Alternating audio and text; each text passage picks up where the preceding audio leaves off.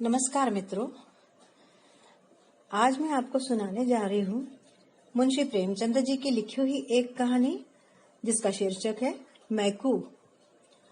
यह समय 1947 के समय का है, जिस समय गांधी जी ने शराब छोड़ो आंदोलन चलाया हुआ था। कांग्रेस के स्वयंसेवक प्राण देकर भी गांधी जी के सत्य, अहिंसा आदि मूल्यों का पालन करते थे। प्रस्तुत कहानी उसी प्रसंग को चित्रित करती है। तो आइए सुनते हैं कहानी मैकू। कादिर और मैकू ताड़ी खाने के सामने पहुंचे तो वहां कांग्रेस के वॉलेंटियर झंडा लिए खड़े नजर आए। दरवाजे के इधर उधर हजारों दर्शक खड़े थे। शाम का वक्त था। इस वक्त गली में पियक्कड़ों के अलावा और कोई न आता था। भले आदमी इधर से निकलते हुए भी झिझकते। पियक्कड़ों की छोटी छोटी टोलियां आती जाती रहती थी। 2-4 वेश्याएं दुकान के सामने खड़ी नजर आती थी। आज यह भीड़-भाड़ देखकर मैकू ने कहा, बड़ी भीड़ है बे, कोई 200-300 आदमी होंगे। कादिर ने मुस्कुराकर कहा, भीड़ देखकर डर गए क्या? यह सब हुर्र हो जाएंगे, एक भी न टिकेगा। ये लोग तमाशा देखने आए हैं, लाठियां खाने नहीं आए हैं। मैकू ने संदेह के स्वर में कहा, पुलिस के सिपाही भी बैठे हैं। ठेकेदार ने तो कहा था पुलिस कुछ न बोलेगी। उसे आश्वस्त करते हुए कादिर बोला, हाँ बे, पुलिस ना बोलेगी, पर तेरी नानी क्यों मरी जा रही है? पुलिस वहां बोलती है जहां 4 पैसे मिलते हैं या जहां किसी औरत का मामला होता है। ऐसे बेफजूल बातों में पुलिस नहीं पड़ती। पुलिस तो और शह दे रही है। ठेकेदार से साल में सैकड़ों रुपए मिलते हैं। पुलिस इस वक्त उसकी मदद न करेगी तो कब करेगी? मैकू बोला, चलो आज 10 रुपए हमारे भी बच गए। मुफ्त में पिएंगे वो अलग। मगर सुनते हैं कांग्रेस वालों में बड़े बड़े मालदार लोग शरीक हैं। वह कहीं हम लोगों से कसर निकाले तो बुरा होगा। कादिर उसे भरोसा दिलाते हुए बोला, अबे कोई कसर वसर नहीं निकालेगा। तेरी जान क्यों निकल रही है? ये कांग्रेस वाले किसी पर हाथ नहीं उठाते, चाहे कोई उन्हें मार ही डाले। नहीं तो उस दिन जुलूस में 10-12 चौकीदारों की मजाल थी कि 10,000 आदमियों को पीट कर रख देते। 4 तो वही ठंडे हो गए थे, मगर एक ने हाथ नहीं उठाया। इनके जो महात्मा है ना, वो बड़े भारी फकीर है।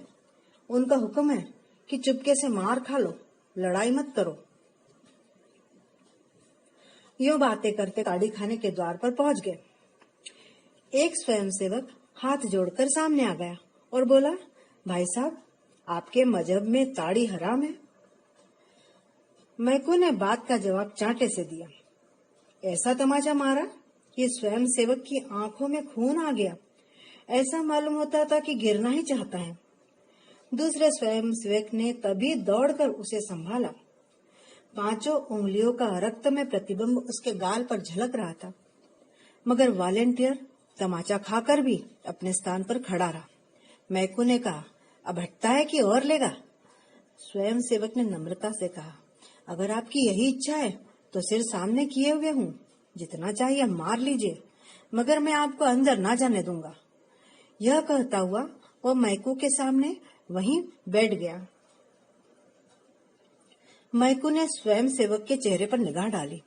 उसकी 5 उंगलियों के निशान झलक रहे थे। मैकू ने इसके पहले अपनी लाठी से टूटे हुए कितने ही सिर देखे थे, पर आज की सिगलानी उसे कभी न हुई थी।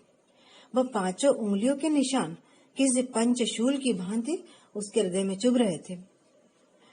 कादिर चौकीदारों के पास खड़ा सिगरेट पीने लगा। वहीं खड़े खड़े बोला, अबे खड़ा खड़ा देखता क्या है, लगा कस के एक और हाथ।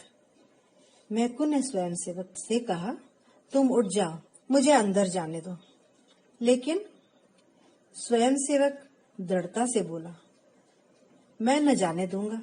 आप चाहे तो मेरी छाती पर पांव रखकर चले जा सकते हैं। मैकू बोला, उठता है कि नहीं?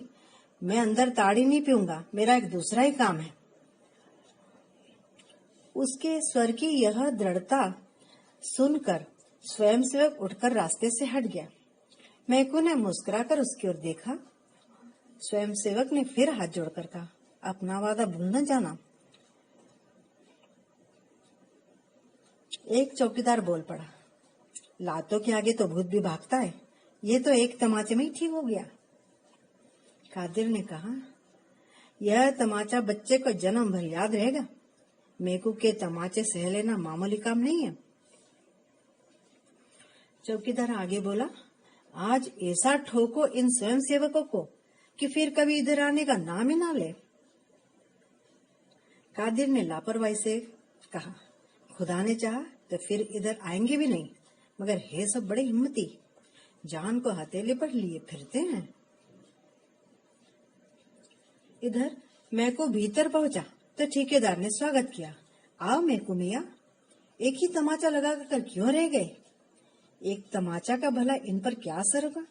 बड़े लतखोर हैं सब, कितना ही पीटो असर ही नहीं होता। बस आज सबों के हाथ पांव तोड़ दो तो फिर इधर नहीं आएंगे। मैकू बोला, तो क्या और स्वयं सेवक नहीं आएंगे? ठेकेदार बोला, अरे फिर तो सबके आते हुए डर के मारे ही नानी मरेगी। मैकू बोल पड़ा, और जो कहीं इन तमाशा देखने वालों ने मेरे ऊपर डंडे चलाए तो?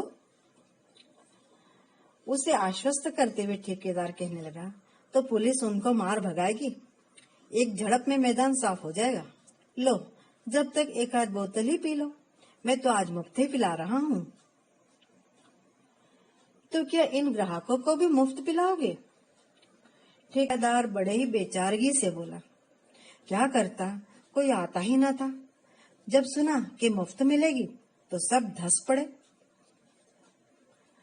मैकू ने दृढ़ता से कहा, मैं तो आज नहीं पीऊंगा। ठेकेदार आश्चर्य से बोला, क्यों? तुम्हारे लिए तो आज ताजी ताड़ी मंगवाई है। मैकू बोला, यूं है, आज पीने की इच्छा नहीं। लाओ कोई लकड़ी निकालो, हाथ से मारते नहीं बनता। ठेकेदार ने लपक कर एक मोटा सा सोटा मैकू के हाथ में दे दिया और डंडेबाजी का तमाशा देखने के लिए द्वार पर खड़ा हो गया। मैकू ने एक क्षण डंडे को तोला, तब उछलकर ठेकेदार को ही ऐसा डंडा रसीद कर दिया कि वह वहीं दोहरा आकर द्वार में ही गिर पड़ा। ठेकेदार की खुली आंखों में आश्चर्य समा नहीं रहा था। मैकू ने उसे ही पीट दिया। इसके बाद मैकू ने पेकड़ों की ओर रुख किया और लगा डंडों की वर्षा करने। न आगे देखता था न पीछे, बस डंडे चलाए जाता था। ताड़ीबाजों का नशा हिरन हो गया, घबरा घबरा कर भागने लगे। पर किवाड़ों के बीच में ठेकेदार की देह बिंधी पड़ी थी। उधर से फिर भीतर की ओर लपके। मैकू ने फिर डंडों से आवाहन किया। आखिर सब ठेकेदार की देह को रोंद रोंद कर भागे। किसी का हाथ टूटा, किसी का सिर फूटा, किसी की कमर टूटी।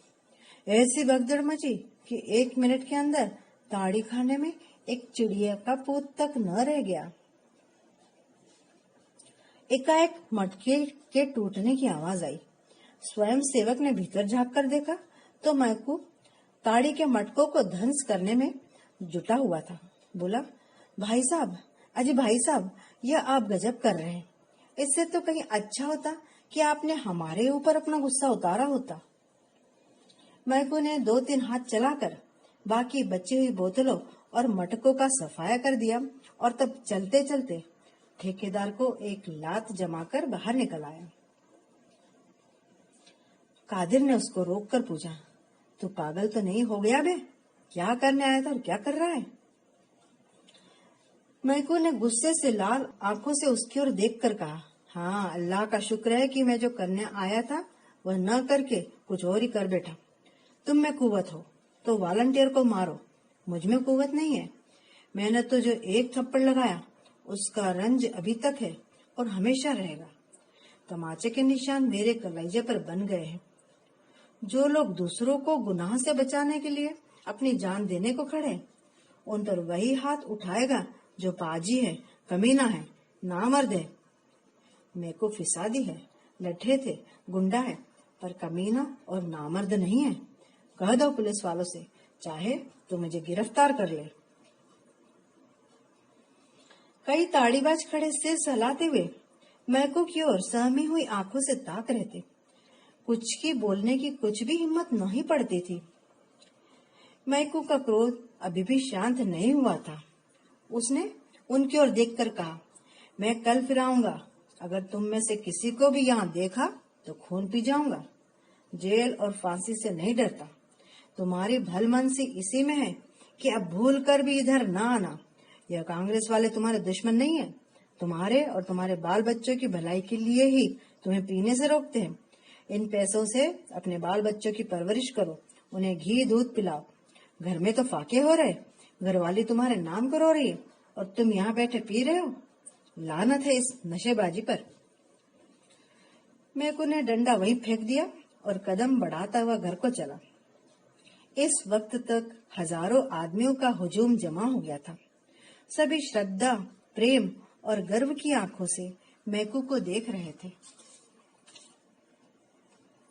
हमारी कहानी यहीं समाप्त होती है। आप लोगों को कहानी कैसी लगी कमेंट बॉक्स में जरूर लिखिए। आपके कमेंट्स पढ़कर मुझे बहुत अच्छा लगता है। और एक अनुरोध यह भी है कि मेरे चैनल को आप जरूर सब्सक्राइब कर लीजिए। कहानी सुनने के लिए धन्यवाद।